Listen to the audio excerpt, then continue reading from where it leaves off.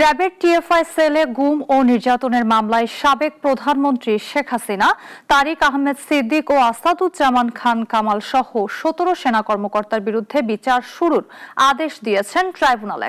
সূচনা বক্তব্য ও সাক্ষ্য গ্রহণে ২১ জানুয়ারি দিন ধার্য করে আদালত।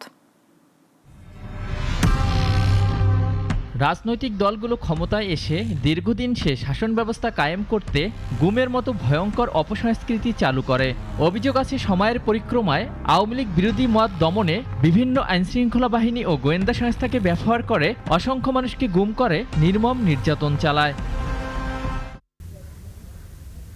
সকালে ২০১৬ সাল থেকে ২০২৪ সালের গুম ও নির্যাতনের মামলায় সাবেক প্রধানমন্ত্রী শেখ হাসিনা ও ১৭ সেনা কর্মকর্তার বিরুদ্ধে আনুষ্ঠানিক অভিযোগ গঠন করে বিচার শুরুর আদেশ দেন ট্রাইব্যুনাল। সেই সাথে এ মামলায় সূচনা বক্তব্য ও সাক্ষ্য গ্রহণের জন্য আগামী ২১শে জানুয়ারি দিন ধার্য করে ট্রাইব্যুনাল। প্রত্যেকেই নিজেদেরকে নির্দোষ দাবি করে ন্যায় বিচার প্রার্থনা করেছেন এবং সেই প্রেক্ষিতে আগামী ২১ জানুয়ারিতে ওপেনিং স্টেটমেন্ট এবং প্রথম সাক্ষ্য গ্রহণের মাধ্যমে এই মামলার বিচার কাজ শুরু হতে যাচ্ছে। এদিন প্রসিকিউশন দাবি করে বিচার দীর্ঘায়িত করার চেষ্টা করছে আসামিপক্ষ।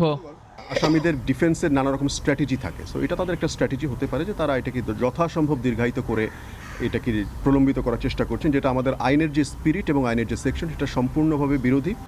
তবে আসামিরা নিজেদের নির্দোষ দাবি করে ট্রাইব্যুনালকে বলেন, মামলাকে বিলম্বিত করার ইচ্ছে তাদের নেই। চিফ প্রসিকিউটর সাহেব বলেছেন যে তিনি আননেসেসারি ডিলে করতেছেন। তখন আমি বলেছি তো আপনিও তো তাড়াহুড়া করছেন, দুইটার মাঝখানে আসতে হবে, রিজনেবল। তিনি বলেছেন ২১ দিনের কথা, আমি বলছি অ্যাটলিস্ট ২১ দিন বলা আছে, অ্যাটলিস্ট ২১ দিন মানে এর বেশি দেওয়া যাবে। তারপরে আমি বলেছি সেকশন 17E-তে বলা আছে এডুকেট টাইম। এদিন ট্রাইব্যুনাল ২-এ চলে আবু সাইদ হত্যা মামলা, আশুলিয়ায় লাশ পোড়ানো মামলা ও মাহবুবুল আলম হানিফের মামলার সাক্ষ্য গ্রহণ। অলিউল রনি, নাগরিক, ঢাকা।